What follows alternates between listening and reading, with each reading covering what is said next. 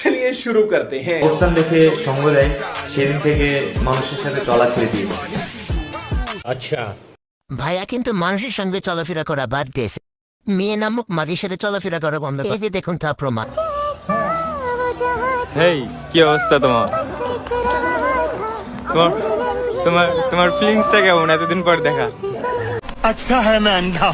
रुको जरा सबर करो।